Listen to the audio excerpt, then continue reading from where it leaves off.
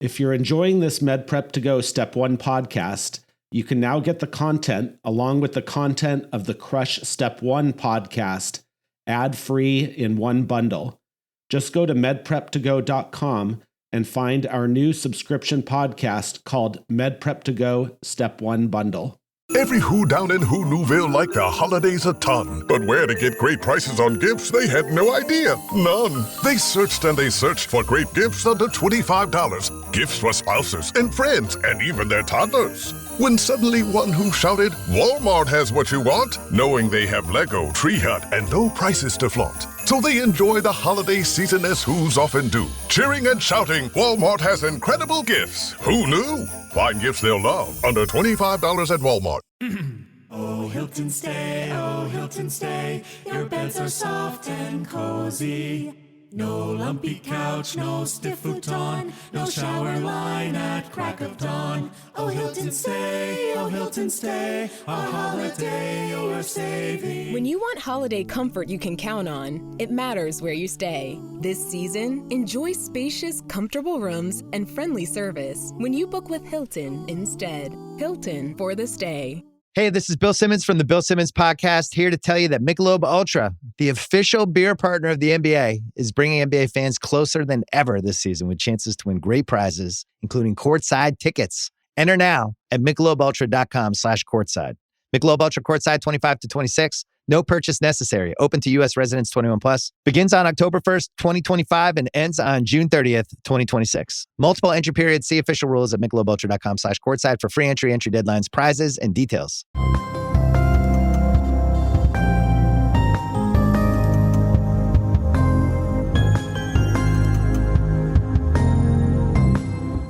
Hi, everyone. This is Dr. Ted O'Connell with the Med Prep to Go podcast. Today, we'll be reviewing 3 behavioral science questions.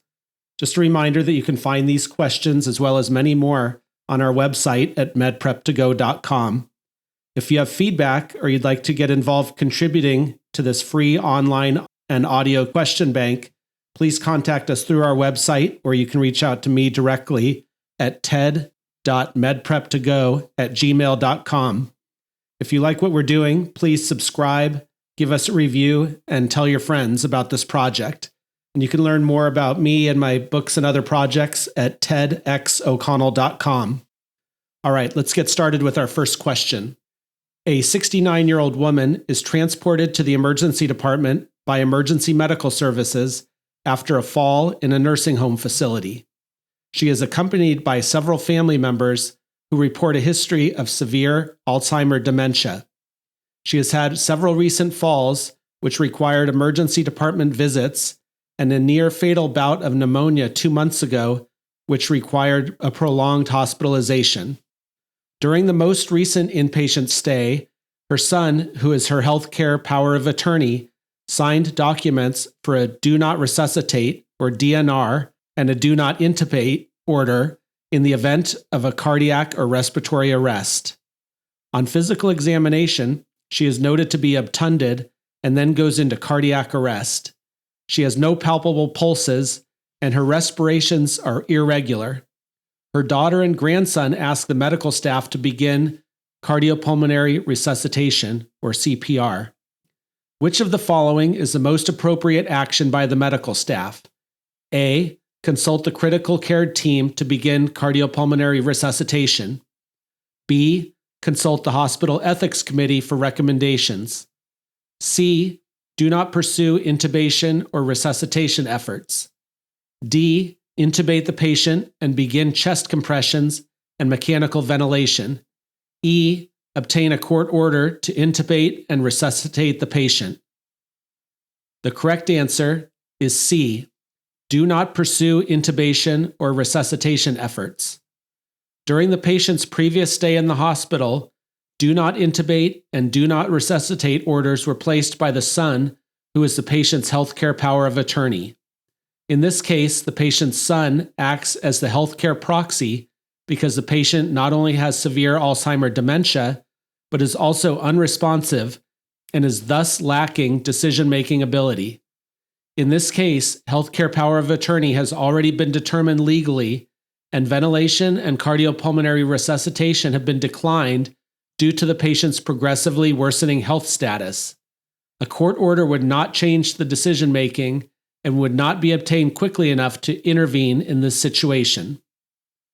The key learning point for this question is that surrogate decision-makers who have health care power of attorney, also known as durable power of attorney status, have the right to refuse care on behalf of a patient who does not have decision-making capacity. Question 2. A 34-year-old woman presents to the clinic to establish care. When asked about her medical history, she explains that she recently moved herself into a studio apartment and that she has fallen in love with the people in her neighborhood and already has so many friends. She explains that she hasn't been to the doctor since she was in her early 20s, but recently has been experiencing a cough for the past week and desires evaluation for this. Her temperature is 36.6 degrees Celsius, or 97.9 degrees Fahrenheit. Heart rate 64 beats per minute. Blood pressure 110 over 64 millimeters of mercury. Respirations 16 per minute. And pulse oximetry 99% on room air. As the physical examination begins, she asks if she can go to the bathroom to make sure there is nothing in her teeth. She also asks for a glass of water for her hoarse voice. While in the bathroom, she can be heard singing and talking through the door to the nurse. When she comes back in the room, she stumbles slightly getting onto the exam table and falls into the physician and grabs his shoulder to catch her balance and starts laughing to herself saying, "I'm so clumsy." Examination of the mouth reveals moist mucous membranes, no tonsillar swelling or exudate, and no erythema in the posterior oropharynx. When these findings are explained, she tells the physician, "Wow, you are such a smart doctor. I'm so lucky I found you." Which of the following best describes this patient's presentation? A, dependent personality disorder. B, factitious disorder. C, histrionic personality disorder. D, malingering. Or E, schizotypal personality disorder. The correct answer is C, histrionic personality disorder. Histrionic personality disorder is characterized by elevated emotion, attention-seeking behavior, preoccupation with appearance, and sometimes sexually provocative behaviors. While each individual action on its own, that is, going to the bathroom to examine appearance, talking through the door, and stumbling into the doctor, could be circumstantial, together they support this diagnosis over the other answer choices listed. Answer choice A, dependent personality disorder, is incorrect. Dependent personality disorder describes a person who has an intractable need to be taken care of, often by a family member or partner. These patients are known to have low self-confidence and tend to remain in abusive relationships. While this patient shows interest in relationships, she shows independence moving into her studio apartment and meeting new people. Answer choice B, factitious disorder, is incorrect. Factitious disorder is the conscious simulation of illness for primary gain, for example, attention from medical providers. The presentation of factitious disorder most often has a long history of utilization of the medical system and requests for extensive diagnostic workups and invasive procedures. This patient has not seen a provider for roughly a decade and has not expressed any interest in further testing for her cough. Answer choice D, malingering, is incorrect. Malingering is a conscious simulation of illness for secondary gain, for example, time off work, financial benefit, or obtaining controlled substances. In this patient's presentation, the patient does not request anything from the physician. Instead, she engages them for affirmation and attention. Answer choice E, schizotypal personality disorder, is incorrect. Schizotypal personality disorder most often presents with patients who have an eccentric appearance and endorse magical thinking, ideas that are inconsistent with cultural norms and influence the patient's behavior. This patient does not demonstrate these characteristics. The key learning point for this question: histrionic personality disorder should be considered in patients who are overly concerned about their appearance, seek attention, are sexually provocative, and have an elevated mood. Demonstration of primary and/or secondary gain is not required for the diagnosis. When the holidays start to feel a bit repetitive, reach for a Sprite Winter Spiced Cranberry and put your twist on tradition. A bold cranberry and winter spice flavor fusion, Sprite Winter Spiced Cranberry is a refreshing way to shake things up this sipping season, and only for a limited time. Sprite, obey your thirst. This episode is brought to you by Indeed.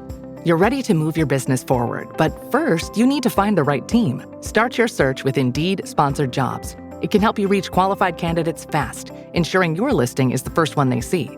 According to Indeed data, sponsored jobs are 90% more likely to report a hire than non-sponsored jobs. See the results for yourself. Get a $75 sponsored job credit at Indeed.com/podcast. Terms and conditions apply.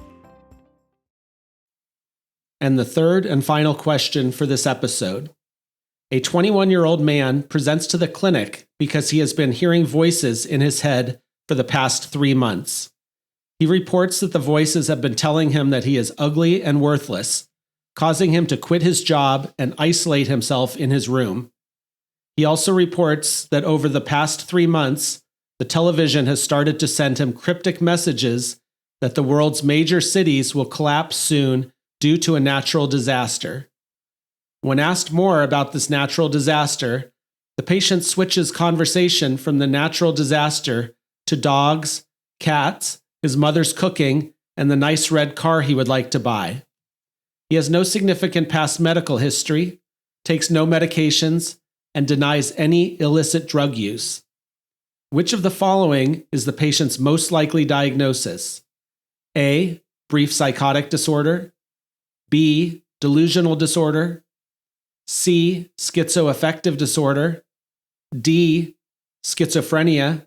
Or E, schizophreniform disorder.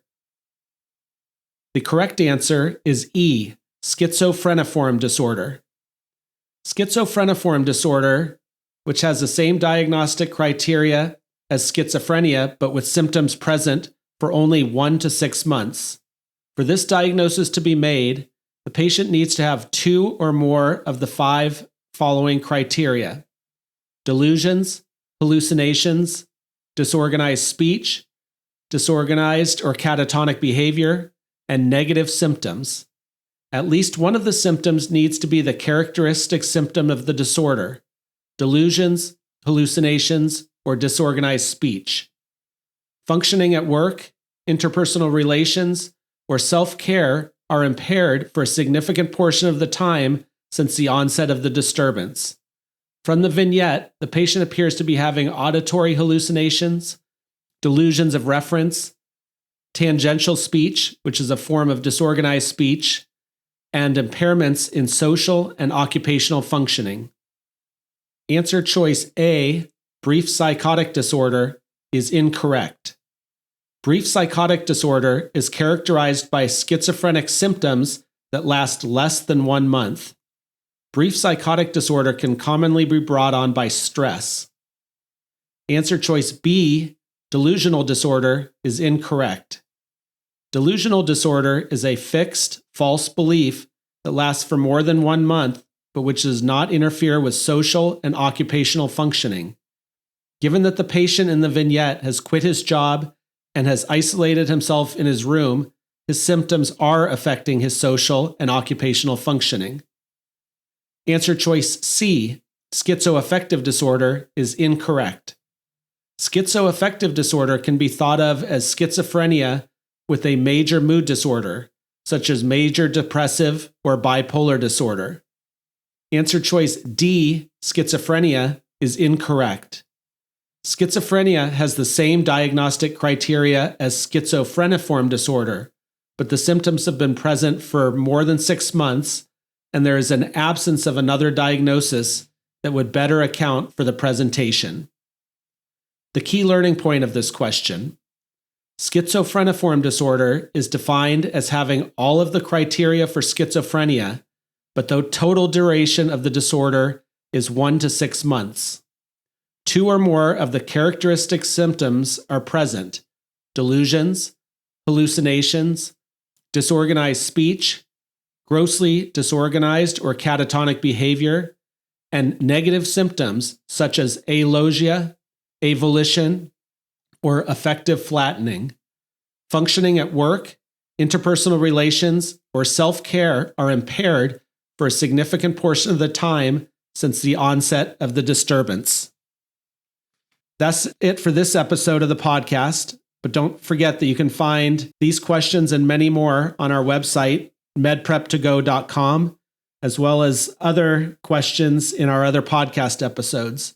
If you want to get involved helping to create content for this project, feel free to reach me at ted.medprep2go@gmail.com. Thanks, and we'll talk to you next time.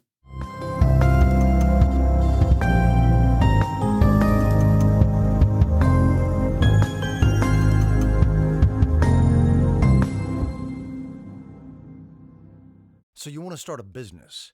You might think you need a team of people and fancy tech skills, but you don't. You just need GoDaddy Aero.